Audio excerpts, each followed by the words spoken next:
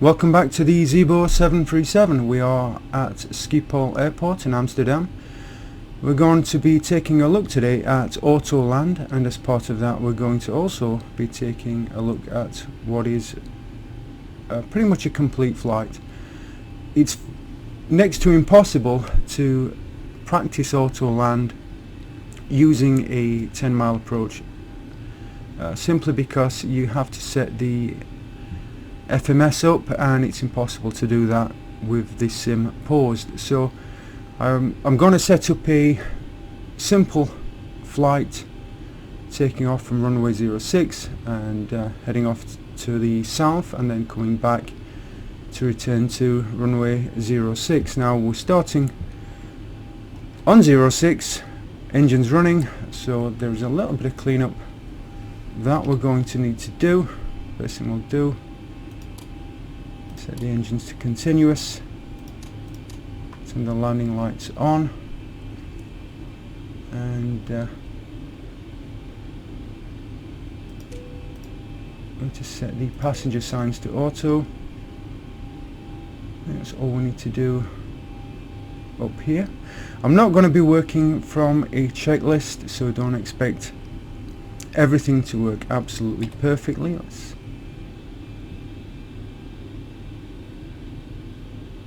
set the auto brake to RTO. I just want to concentrate more in this flight on actually explaining what we're going to do. So before we set up the CDU, we're going to just have a look at the map. See, we're coming into zero. Actually, you can see it's on runway 06 there. We click the approach, we get the frequency 110.55. See, it's a cat-free runway. That is very important for Autoland, and we have the option of tuning nav1 and nav2. Now to make Autoland work, you have to have both nav1 and nav2 tuned to the correct frequency.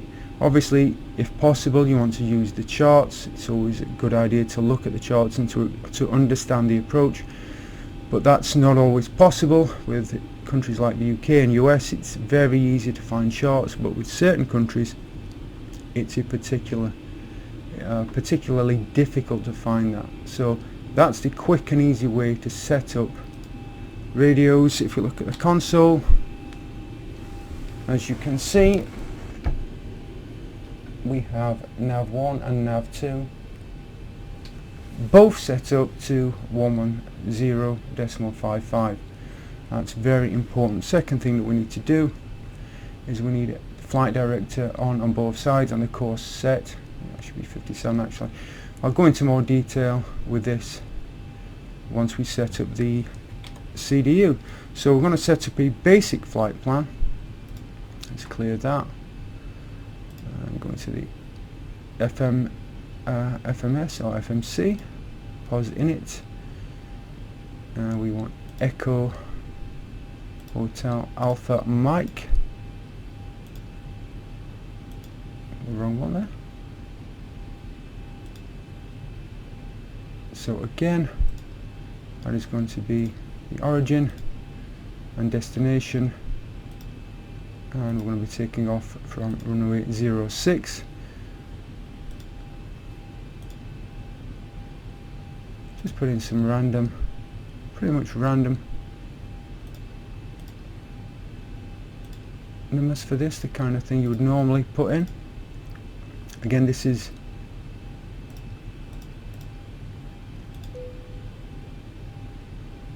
just a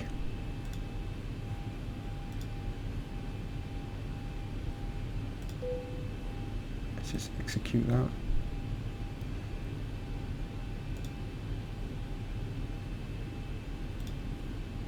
Let's say 5 degrees of flaps. V2 is 137. Let's set up the actual flight itself. Taking off from runway 06 using lot P1 Romeo.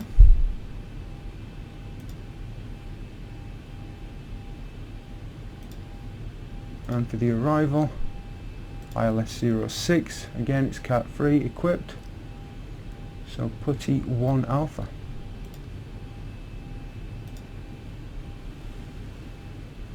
And that is our flight. Okay, we've got a discontinuity, so get rid of that, and we'll activate and execute. And that, unless I'm very much mistaken, is complete. I don't think I'm missing anything. Get to the takeoff page.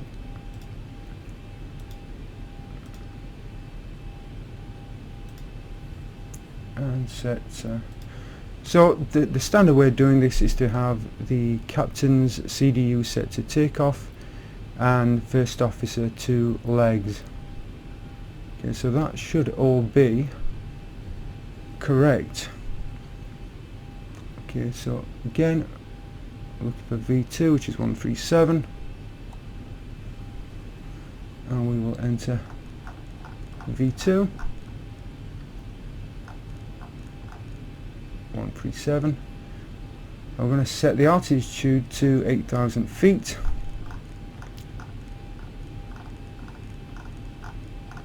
Okay, we'll just assume that's the altitude that we've been cleared to.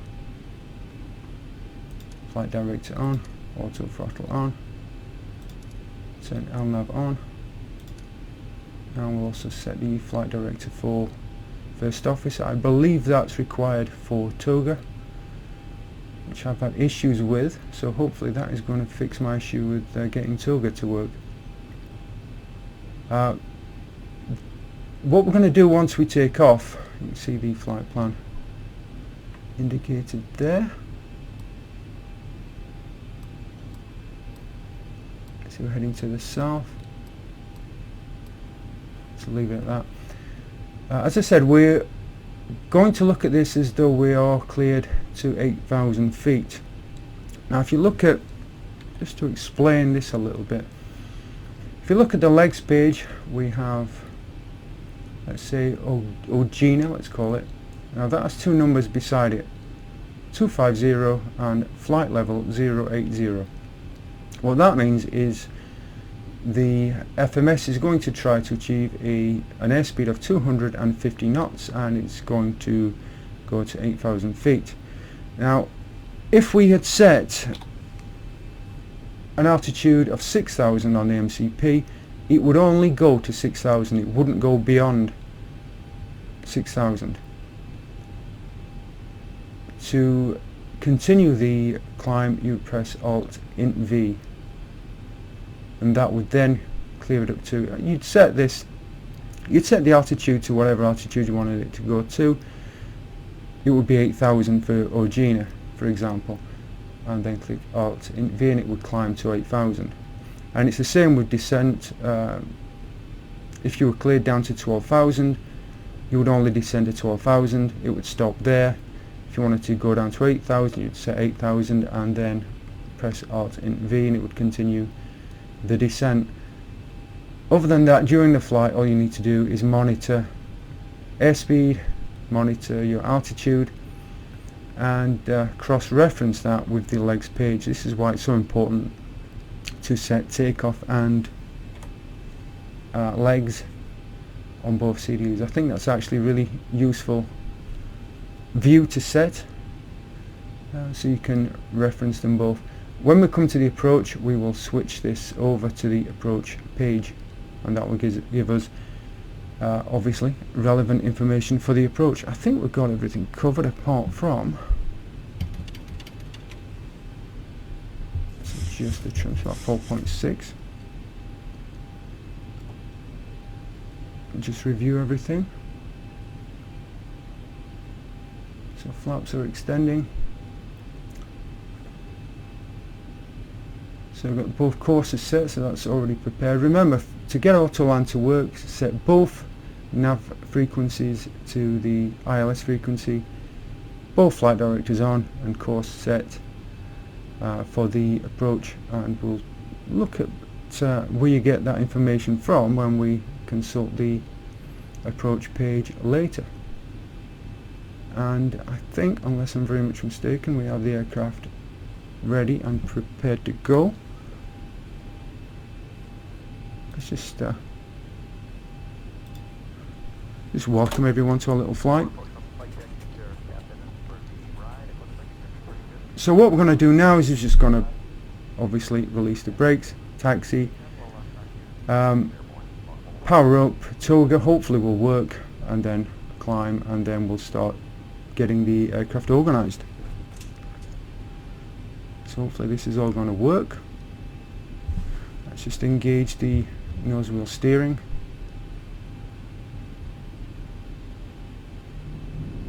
Start pushing the power up. Take it to 40. A little bit past that, that'll do. Let's just make sure that we're straight. Let's get onto the actual runway. A little bit off center. Let's just see if we can get back onto center line here.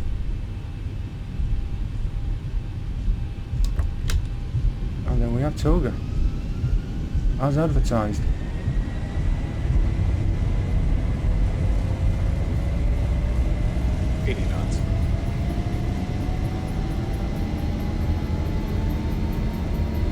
Center again.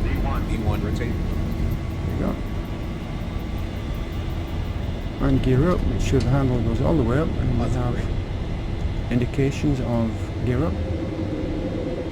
The aircraft at this point pretty much just wants to take off all by itself. 400. Okay, let's clean up the flaps. Set VNAV and autopilot. And that is pretty much it. We are at this point, the autopilot will handle everything. You can see on the MFD we're making a turn. Echo Hotel 036, I think it is. And we're coming up to top of climb. Oh, yeah. TC.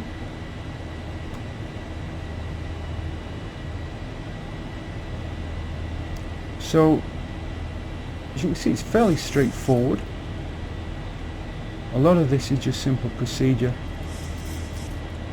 Aircraft is climbing to 4,000. You can see we've set 8,000 feet. Airspeed will be 220. If you look down at the CDU, 220. Flight level 051, and then Ogina, flight level 080 at 250 knots. So you can see the distance coming down there, and also you have the course, 140 degrees, 12 nautical miles, and that is pretty much it for taking off and climbing. You see we're going to, again, flight level 080, so we're still climbing up to that at a substantial climb rate. So you don't need to worry about airspeed, you don't need to worry about altitude. All you have to do is actually just monitor and make sure that it's hitting the numbers that it should do. We're going to leave the landing light on as we never go above 10,000 feet. See now, level flight. Let's just inform everyone. And that's it. That is taking off and level flight in the Zibo 737. At this point, I won't take you through the entirety of the flight, but you can rejoin me again as we descend and we get ready to deal with the approach and auto land. And welcome back. We are closing on River, which is the initial approach fix for runway 06, and if you look carefully at the MFD, you can see that we are closing on the top of descent. Already set an altitude of 2000, so we're cleared all the way down to the glide slope. Just going to do some setup work, so I'm going to set up auto brake, and I'm also going to arm the spoilers. I'm doing that early because I just want to concentrate on the approach itself and talking you through that. So the aircraft will start to descend as we reach TD. Looking at airspeed, we're still pretty fast at 250. Then eventually we'll come down to 140. And if you look at the approach reference page on the Captain CDU, you'll see ILS 06 indicated, and you can note the frequency, which is 110.55, so that's another place that you can get the frequency from, and the course of 057. Flaps 30 approach will be 134 knots, which is what we're going to take. We're going to actually take VRF plus 5, so we're looking at 139 knots. So you can see we're starting to descend. Nothing we have to do at the moment other than monitor airspeed and altitude. So we're looking at 240, and then we'll drop down to 147. If we look again at the legs, we're looking at course of 040 and then 058 and 056, and we will be taking actually a course of 057 for the runway itself. So pretty soon we will start to have to look out for the localizer and glide slope. We're actually going to turn on approach mode or engage approach mode pretty late, so we'll be almost at the glide slope when we engage approach mode, and a lot of things are going to happen pretty quickly. We'll have to lower the landing gear to add some drag, and we'll start working through flap extension. The approach itself is going to be a little bit erratic. The autopilot, I'm not sure whether it's just the autopilot or auto landing, is maybe needs a little bit more work to smooth it out. The landing itself is going to be a hard landing. I don't think there's a way around that. I'm assuming in real life it's a little bit softer, a little bit smoother, so that suggests to me that a little bit of work is required to optimize auto landing. So as you can see, this again is not a great deal to do other than simply monitor what's going on essentially. Get another announcement made. Again, for auto landing to work, both nav frequencies have to be set, both flight directors on, and course set to the approach heading, which is 057. And the last thing we'll do, once we capture the glide slope, you see glide slope is now live, we will engage autopilot B. We're still away from that. At this point we need to be monitoring that glide slope. Right at the end, speed will become active, so we'll set a speed of 139 knots, as well as engaging approach mode. And then when we're on the glide slope, then we'll, as I said, we will engage autopilot B.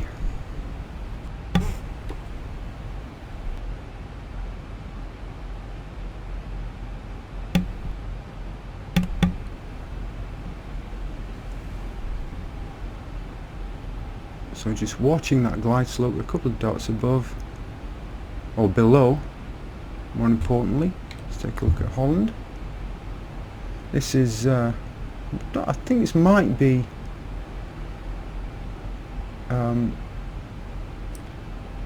whatchamacallit, I've forgotten the name of the scenery.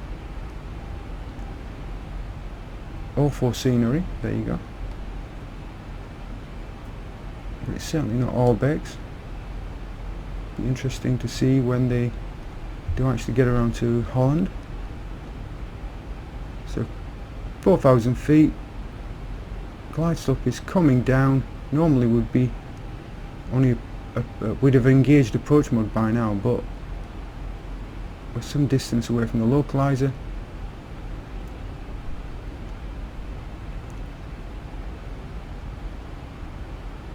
We're pretty fast here at 240, but we will kill that speed before landing. Just keep monitoring that glide slope, look at your localizer. Not a great deal else you can do. On touchdown, I believe the auto throttle will disengage, and then you have to disengage autopilot. I'm not sure if that's how it's going to work. We'll have to see what happens once we touch down. But after touchdown, bringing power back to idle, and I think really you should be bringing power back to idle during the flare as you would normally, because obviously whatever hardware you're using to reduce power, it's not coupled with whatever the autopilot is doing with the power levers. So they're not in sync. Therefore you can get into issues later on if you're taxiing with the power lever at 50% or whatever it might be. So localizer is alive. Airspeed will soon be alive. Getting ready to engage approach mode. And that's approach mode. Stick down to 139.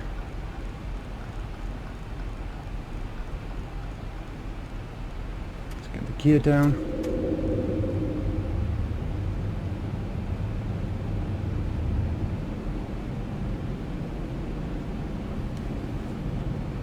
So you see on the PFD we have single CH, and we have that notification,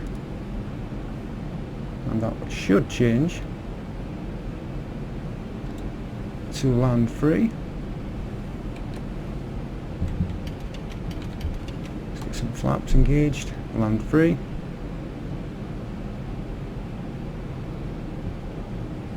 And let's go all the way to 30 degrees of flaps. So it's a little bit erratic on the 1,000 feet stabilized, Mr. Burchell. on the descent. So absolutely set it to land, everything is set.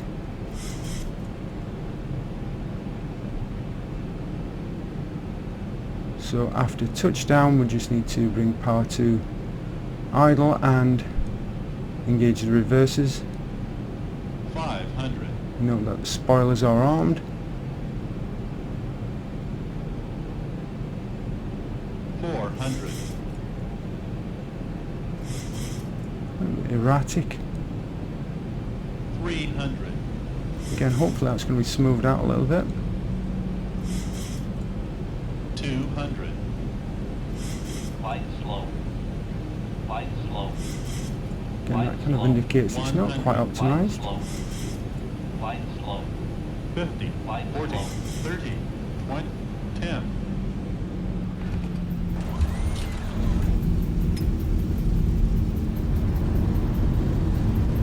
Let's get the reverses engaged.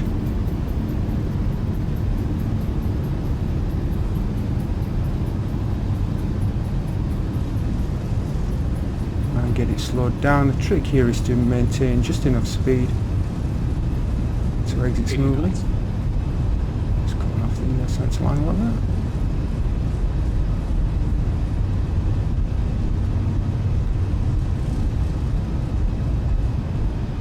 back that off.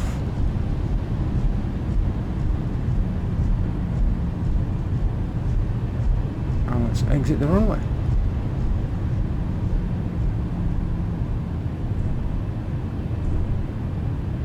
And that is an auto landing in the Zibo 737. Nice and smooth. Just going to stop it here as we exit the runway.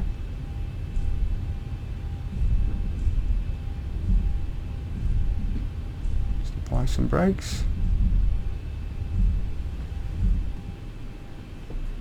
And we can at this point start to clean up the aircraft. Get the flaps up. So that is auto landing. Did it actually turn off the autopilot? No, it didn't actually. There you go. So that actually did behave exactly as it should have done. Let's get rid of this blinking light. So that's the only thing that I did get wrong there. I should have turned off the autopilot. But it's interesting to see it actually does get it right. So that's confirmation that it's doing what it should be doing. So that is an auto landing in the Zibo 737. That's actually pretty much a complete flight in the Zibo 737. I have to say that the 737 is a really easy aircraft to fly, and it may sound strange, but I would say that flying something like the Beech Baron on traffic circuits, traffic patterns, that's a much harder thing to do than this. Flying the 737, the startup is about procedures and about checklists. The flight itself is just about monitoring airspeed and altitude.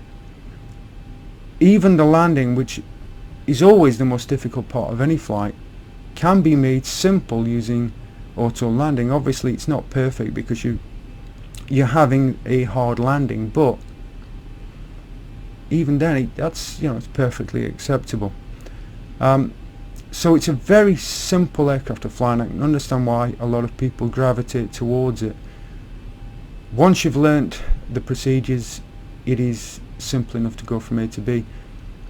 So auto landing is a viable option. Again, I'd like to see it cleaned up a little bit. I don't think it's really optimized as it is. It's nice to see it implemented at all.